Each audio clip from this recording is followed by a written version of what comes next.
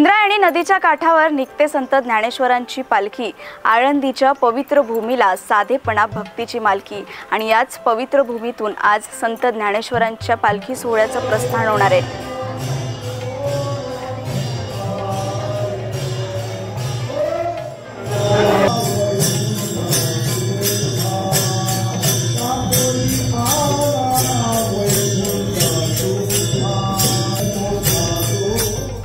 काल आपण पाहिलं की देहूतून संत तुकाराम महाराजांच्या पालखी सोहळ्याचं प्रस्थान झालं आणि आपण आता दृश्यांमध्ये बघू शकतो की आळंदी नगरीत वारकऱ्यांची मांदियाळी जी आहे भरलेली आहे। लाखोंच्या संख्येने वारकरी इथे आलेले आहेत। संत ज्ञानेश्वर माऊलींचा जो पालखीचा रथ आहे, पालखीचं दर्शन ते यावेळेस इथनं घेणार आहे आणि एकंदरीतच आपण पाहिलं तर आळंदी नगरी जी आहे ते भक्तिमय वातावरणाने सजलेली आहे।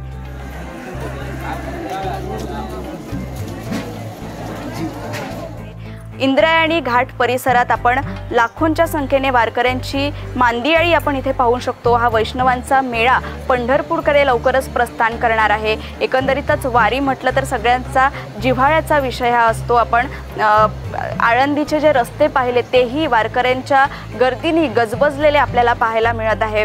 आळंदीचे रस्ते म्हणा, आळंदीचे घर म्हणा किंवा लोकांचं मन म्हणा, हे सगळंच सजलेलं आज आपल्याला पाहायला मिळत आहे। एक भक्तिमय वातावरण इथे आपल्याला पाहायला मिळत आहे।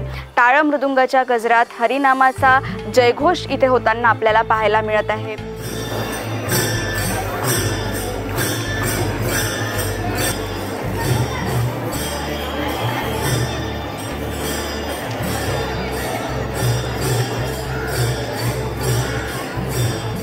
एकंदरीत आपण संत ज्ञानेश्वर माऊलींची पालखी सोहळा जो आपण म्हटला, हा महाराष्ट्राचा एक सांस्कृतिक आणि धार्मिक वैशिष्ट्य याला मानलं जातं। हे आषाढी एकादशीच्या आदल्या दिवशी ही पालखी आळंदीतून पंढरपूर इथे ही पालखी पोहोचत असते आणि याचा मार्ग जो आहे तो ठरलेला असतो। एकंदरीतच आपण आता पाहतोय की इथे वारकऱ्यांची भक्तिमय वातावरण इथे झालं आहे। नाचत गात हे वारकरी जे आहे विठुनामाच्या गजरात जे आहे भक्तिमय लीन झालेले आपल्याला पाहायला मिळत आहे, तल्लीन झालेले पाहायला मिळत आहे। ऊन पाऊस आणि कुठलीही तमाना बाळगता 800 वर्षाहून अधिक ही जी परंपरा सुरू आहे, ही परंपरा हे वारकरी अजूनही चालवत आहेत। एकंदरीतच आता पाऊस झाल्यामुळे शेतकऱ्यांच्या पेरण्या झाल्या आहे आणि इथे मोठ्या संख्येने यावेळी आपल्याला वारकरी इथे पाहायला मिळत आहे। याबरोबरच संत ज्ञानेश्वर महाराजांच्या पालखीबरोबरच हजारो पालख्या आपल्याला इथे पाहायला मिळणार आहे। हजारो वारकरी, लाखोंच्या संख्येने वारकरी जे आहे यांच्या पालखीबरोबर पंढरपूरसाठी जे आहे प्रस्थान करणार आहे।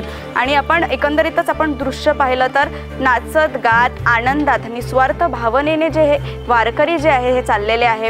आपण इंद्रायणी नदीच्या तीरी आपण पाहिली तर मोठ्या प्रमाणात आपल्याला गर्दी इथे पाहायला मिळत आहे।